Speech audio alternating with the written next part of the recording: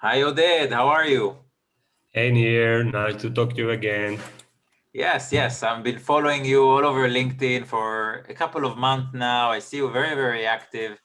And of course, I read about your company, what we're going to talk about it today. But before we dive in about the company and the features and the segments and everything that you do, I want to know about yourself, like even before the company. Give me a little bit of a background. So, I've been in the fintech space for so many years. One of the things I always remember that I was the first keynote speaker of the first Israeli fintech meetup. That's 2009, 8 wow. maybe, which is a long time ago before even fintech was cool and had a lot of funding. And it related to the fact that I was the one who PayPal brought to start and manage their Middle East and Africa business. That's again, my daughters are always laughing at me that it's a shame that when I done that, like nobody really knew what PayPal is, and now like everybody at school, and I need to explain to even to my mother what PayPal is, and now everybody at school uses PayPal, and that's great. The company have evolved. To become really the world leader in what it does, and I've done that for almost 3 years, and then I was fortunate to be invited and join the PayPal corporate business development team. That's what I've done for a year. That's again, PayPal is one of the best, if not the best, network for payment professionals, and many of the people that were working together then are now the leading play positions in all the largest fintech and payment companies in the world. So that was almost an historical level event for me. Then I was even more fortunate to be invited to lead a business for what has become the most successful payment company out of Israel called Payoneer. I've done that for almost 2 years. That was really an exciting time. Payoneer then really went into a turnaround, and now by far it's the most successful fintech company out of Israel. Again, many friends, and by the way, it's interesting because a lot of the core team of my existing company came either from PayPal or Payoneer. Not surprisingly, Wow. I'm trying to be very involved in the Israeli fintech ecosystem and help. I'm on board or advisory board roles of almost 5 other fintech companies. The one that are probably more famous than the other are Fiverr, which I'm helping with the fintech strategy. Rewire, that is a really successful remittance company that have been grown dramatically in the last 2 to 3 years, and even Authentics, which have become the world leader in secure customer onboarding, helping clients like Airbnb and PayPal and others with their with the identification of their clients. So I'm being involved in the Israeli fintech ecosystem, and not only Israeli, and we're trying to help. We are really a close group of people. There are not too many people that came out of Israel, but the one now I feel again, if I compare it to 5 years ago, where fintech was really tiny, nobody really knew what fintech is. Now there are many successful company, a lot of talents. So it's really exciting time for all of us. Amazing. You see why I ask you about your background, because first it puts me in perspective and all the people who are watching us. I mean, there's so much knowledge, there's so much, so much of these people are changing the world of fintech, and it's amazing. A small group, but very dedicated people who, and you mentioned Yuval, for example, amazing companies, great companies. And this is Israel's FinTech Week, so we're focusing in Israel this time, and of course we also focused, by the way, in the UAE and other global markets and opportunities. And I want to ask about, your company and what you're leading right now. So give us the pitch and where we are today. Well, Mesh is disrupting corporate payments as we know it. We enable companies, a growing number of really important companies, to orchestrate their corporate payments without using corporate cards. There is a love and hate relationship between corporate cards and financial executives. For one hand, they cannot live without it. And especially, you know, a CEO without a corporate card is like an executive without a BlackBerry in the Yeah. 90s or the beginning of 2000. But beyond that, you know, they all feel they have no control, no visibility, and they trying to, and even though that's the general impression of when we talk to almost any client we meet, most of this infrastructure is based on the same, in the same form factor that have been used for almost 50, 40 years, which have progressed, but it's still based on a single concept, which there is a plastic, you give it to an employee or to an executive, and he spend with more or less visibility. What we've done, we've built an infrastructure that enable the financial team to orchestrate payments for the companies. And we are talking now, one of the things that COVID really amplified for us is first that the corporate structure have been changed, meaning if historically they were all in the same building, so some of these companies, the CFO could have asked any employee that needs to pay something to come to his desk, and then they will together use the card without exposure. Now everybody is in different geography. Not everybody are full-time employees. Companies bring contractors and freelancers, and they all have payment needs. So the outcome of all of that is that financial team feels they lose control. Again, they see that these card numbers spread around the organization. All developers have the cards and the numbers, and they can use it whenever they like, because the other side of COVID was that all companies, even the ones who didn't, even the cyber ones, have moved all their services to the cloud. So sometimes the only way to pay to a cloud service is with a card. So what do you do then? So many companies have chosen to really be strict, and in the end of the day, they have a single corporate card that all the corporate services are linked to that card, which bring to a business continuity level challenge, which means that if that card will fail, then the company will be in a chase to start recovering that card from all these 40, 50, 100 services, sometimes with huge implication of the company operation. So what Mesh has done is really build a unique process that is, in the end of that, generate unique virtual cards that are dedicated per service and is generated based on the context of what the company needs to do. And we are adding a lot of analytics and a lot of security layers that in the end enable the companies, first of all, full control and visibility, while getting more and more insight about how they spend, when they spend. And we have huge plan for the future. We are a small team. As I mentioned, most of our non-technical team are ex-PayPal and Payoneer, and we've grown, just to put you in perspective, 10x from the beginning of COVID till today.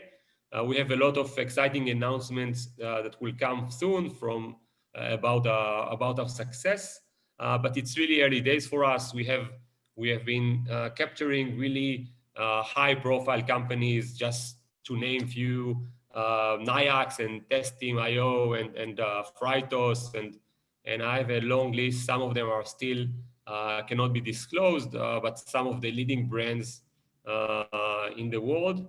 And I think that COVID have done, as much as it's bad to say, COVID really focused us, enabled us to run faster.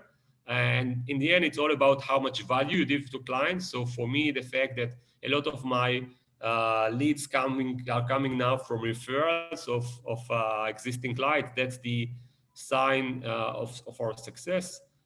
But as you know, fintech, it's all about execution and distribution. So we have a lot of work ahead of us. Yeah, it actually came to my mind now. Are you still raising money? Because there's a lot of interest in that field. It's amazing how much interest there is in the fintech space now. Again, there are mega rounds of fintech companies all around the world. I'm always amazed. Again, I'm so happy for our friends at Tipalti, for example, for their amazing round they've just done. Few other Lilach and I have worked for many years ago Nice. as two executives in Leumi Card. So Melio, of course, and Matan and I work at PayPal. So really amazing mega rounds that are again the signs of how much how much again success there is in the Israeli fintech ecosystem. And even though all these companies are not working in the Israeli market, they have become really a world leader in what they do. And I think that's not the end. That's not the end for the influence of the Israeli fintech ecosystem on the fintech world.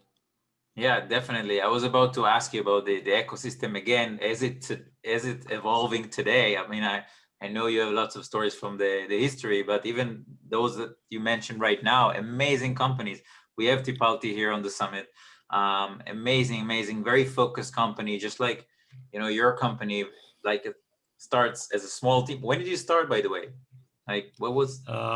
Almost the end of 2018. We were the first startup that Wow. was invited to sit inside the Visa Yeah. offices in Rotterdam when they opened. And then it evolved to an accelerator. Again, I advise any Israeli startup that wants to start. That's an amazing place and an amazing team that supports startup. We've created a very strong relationship with the global Visa team. We have a relationship up to the top of the Visa management now. Wow. That's another advice I will give any entrepreneur in Israel that wants to build a fintech company. And that's where we started. Amazing. So where are you heading right now in terms of markets, and where are you operating? So we are currently operating only in the US, even though we've built an infrastructure that can scale globally. Again, I'm always saying that many people are making decisions based on trauma. So we have built the infrastructure from day one that can scale globally, and second, that can operate in a very complex secure risk and compliance needs. As you know, I always use a quote by a gentleman called Kit Raboy, which is one of the biggest thought leader in the fintech space. And he's saying, when you build a fintech company, you need to ask yourself two fundamental questions. One is, what is your distribution strategy, which is mainly maybe the only question. And the second, how you handle risk and compliance at scale. I see so many entrepreneurs who are coming to me with really big ideas about payments and fintechs, but without understanding the underlying challenges when it comes to compliance and risk. I'm telling them, listen, the difference between a fintech entrepreneur and a cyber entrepreneur. That a cyber entrepreneur, if he will fail at most, he will go and start his next company. A fintech entrepreneur can find himself in jail and that's why you need to understand well how you operate, what you can and sometimes what you cannot do. We've built a lot of infrastructure that enable us to, with the right funding and with the right timing, to scale globally. There is so much that the addressable market to what we do is almost infinite. 50% of the companies we approach currently don't have anything similar to what we do. They might have, some of them have considered using some of the next generation corporate cards, which I think some of them have been great, but it's still a small friction of the huge addressable market that we challenge. So the US for us is now the focus, but this is something we evaluate over time. Wow, that's great. And third-party integrations, accounting, software, all kinds of stuff like that? Yeah, this is obvious. Well, there is a conflict between, from one end, when the financial teams are mostly the most busy people in the organization. So if you come to them with something, with a project or with a value proposition that is not really a big pain for them or requires some more effort, they usually push you to a next quarter or whatever. So you need to balance between how much integration you need and how much value you bring from the integration you provide. So of course, the obvious answer is we have all the integration to most of the accounting platforms, and we are also considering having external data sources. Again, every fintech solution lives is not living in a vacuum, meaning there are systems that you need to understand how the company account payable works from one hand, how the accounting and the ERP from the other end, how the employees connect or identify themselves. So we try to go quick, first of all, with a very lean value proposition of something that will not require the financial team too much overhead, and especially they don't need to go to the IT, which is one of their biggest nightmares, and ask them to open for them all these integrations. But of course, we have more and more demands, especially from our biggest clients, to have to orchestrate more complex flows, and that will happen over time. Yeah. And yeah, of course, virtual cards, as you mentioned right now, because of COVID, of course, and even for making, I guess, safe deals or maybe disposable cards. Yeah, well, we were lucky. You need a lot of luck in our space beyond many other things that we were from day one focusing on the sophisticated use of the virtual card um, infrastructure, which has been there for so many years. Like there are companies that have issued virtual cards for specific segments almost 10, 20 years ago. Hmm. So on that front, there was nothing new on the technology, on the infrastructure itself. But it's not really about the virtual card. In our mind, a success will be that the company will not even feel they have more. They don't need more cards. If I will come to a company and say, I can give you 40, 50, 80 more cards that you can use anywhere, they will probably throw me out of the window.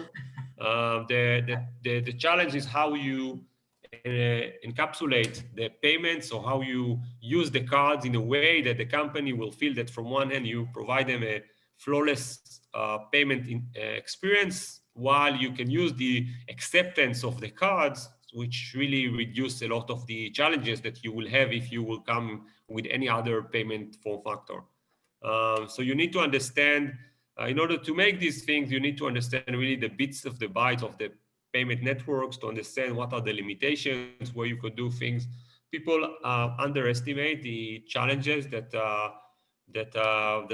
company will face when they will start orchestrate payments in large scales, some of the exceptions that are needed to be handled, and all of that, in order to make this experience frictionless. So people want to press, and they want the payment to be successful. But from the other end, if the payment won't be successful and the payment for GoDaddy will fail, then GoDaddy might sell your domain, and then you will need to chase and you need to chase a domain, and you might need to pay millions of dollars to recover that. So that's the responsibility we have, and that's some of the challenges we face. And I mentioned, for me, it was clear that from day one that, and I'm happy that we've made it, that we need to bring to the team people with a lot of experience.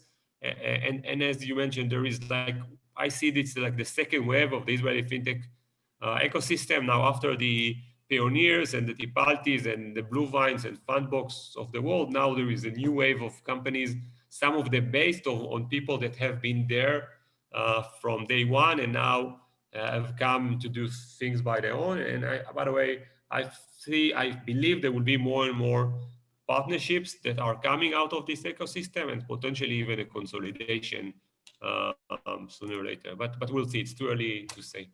Yeah, amazing. Yeah, I mean, I definitely think about these partnerships between the companies, between the knowledge that is accumulated. Of course, you have interesting clients. Also, I spoke with Tipalti about their clients. Yeah, you mentioned GoDaddy. The whole transaction is going by Tipalti, Twitter, Twitch. Very interesting. The whole process on the back end, but we don't see it as users. But on the back end, it's them, right? Totally, yes. So people are watching us right now, and of course you're operating in the US. How can they partner up? How can they reach? What is relevant for you right now? Of course, as clients, I guess, corporates, right, in the US. Yeah, we are in a race to grow our customer base and our volume, and that's maybe our main focus now as a company. Of course, we are adding more and more value. A lot of it now comes from feedbacks we get from clients, but not only. I'm always again advising, and I'm getting again requests from many entrepreneurs again asking for help, for feedback, asking for a connection to relevant people in the US fintech ecosystem, and that's something I'm trying to, as much as I can, help with. That's very important. Again, in my mind, it's very important beyond the success of Mesh is the success if the ecosystem will succeed, and there will be more and more successful companies that will bring more investors, more people, as you mentioned now, when everybody thinks that the UAE is the next big thing for, I think it's, again, it's somebody that spent a lot of time in the UAE even before it was so easy. I can tell that there's a lot of sophistication on the UAE fintech ecosystem, a lot of wealth from one hand, but again, there is many corporates, international corporates that are now based in the UAE. So I think for Israeli companies, that will be great. That now, again, they don't need to do a detour and get to the UAE. It's 2.5 hours of flights. They will see a lot of regional corporates that they can meet. There is a lot of corporate clients coming out of the UAE. And of course, there is also a lot of investments that can come from that region. So I think, again, we were not planning on that, but if I, from all the good things, I think that's one of the other things that might also bring, again, more success to the Israeli fintech ecosystem. And I know it's not that I think I already know, and some really amazing use that will come out of that region for the Israeli fintech ecosystem. So I advise to people to stay tuned. And second, I'm seeing there is more and more people are trying to link between the two ecosystem, and we'll see. I love this approach. And by the way, this is why some of the people at least we're looking for your talk, because they're looking for to hear your vision and your experience in those fields. And I'm happy that you mentioned the UAE. Of course, we have a lot of them here on the summit. Creating these fintech bridges is so important, but also people from Singapore and Hong Kong and other markets that you have experience with, right? Yeah, totally. Historically, as you, I think you mentioned in one of the other talks, there are, in the end of the day, there are a few really important hubs for a global fintech entrepreneurs. You need to know the Singapore hub from one hand, the Singapore, the Hong Kong ones. You need to have a beachhead either in the New York or San Francisco, and then it's putting aside Tel Aviv. It needs to have either London or Berlin as the Europe's. Again, we don't have the time to discuss, and it always starts when you ask yourself what to do. You need to understand the regulatory aspects of what you do and what you are trying to achieve. Even though a lot of the Israeli fintech involvement was on the pure technology side, the successes we've mentioned are end-to-end services. So it's not only about technology, and when it goes beyond technology, then, and I'm like a broken record, there is a lot of risk and regulatory compliance elements that needs to be understood. And there is a very complex ecosystem, and that you need. I'm sometimes saying we are like plumbers. We just, instead of water, we connect. The money is our water. So like a plumber, you need to connect pipes between different endpoints in order to have, in this case, the money, not the water flow. And that's one of the challenges we are all facing.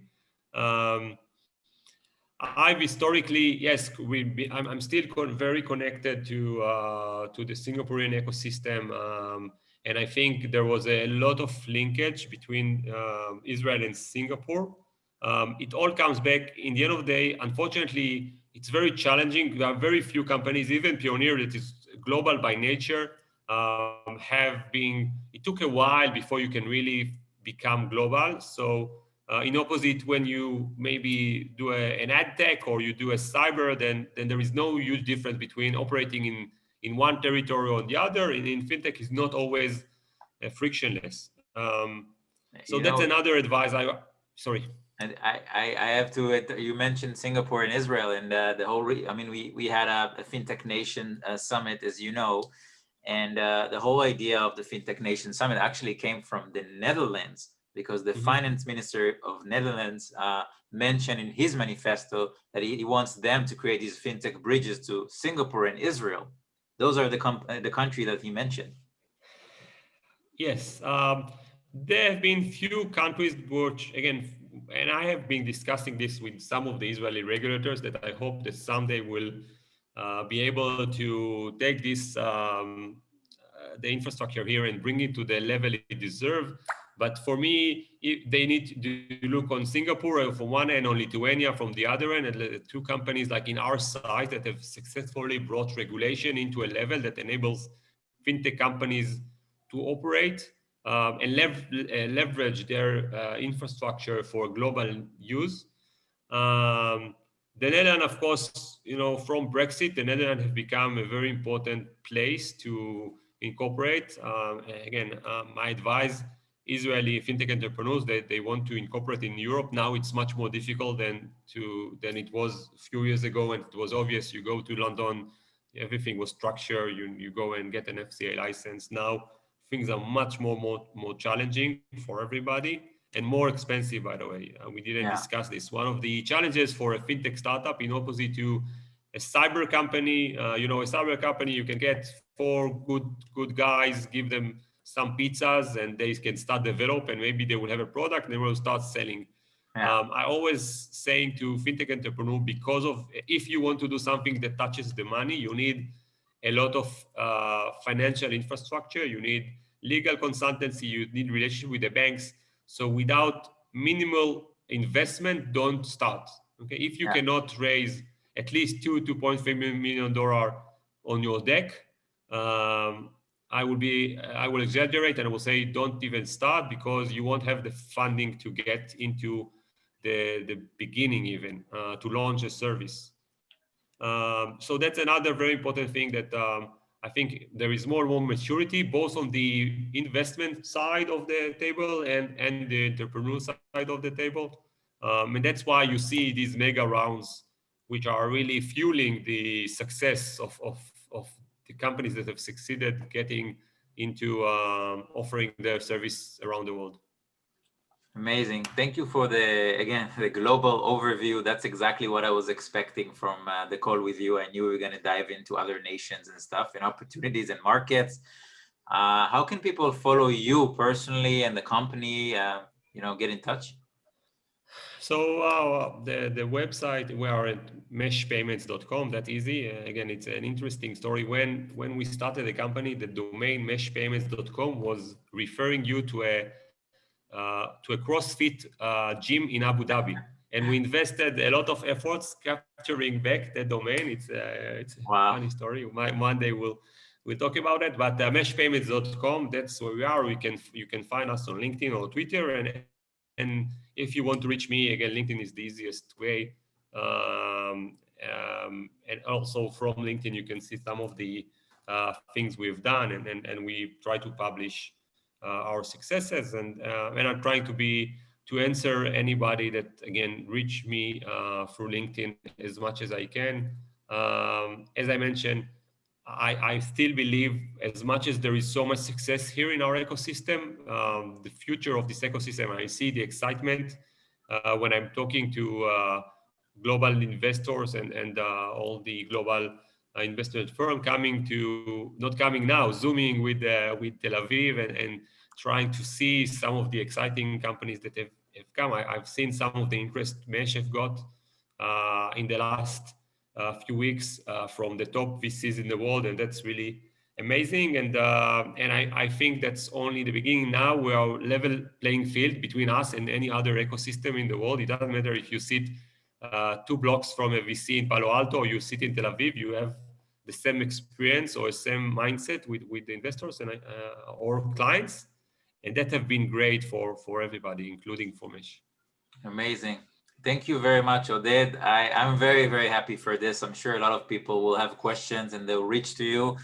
And enjoy the summit, and let's keep in touch. It's great talking with you.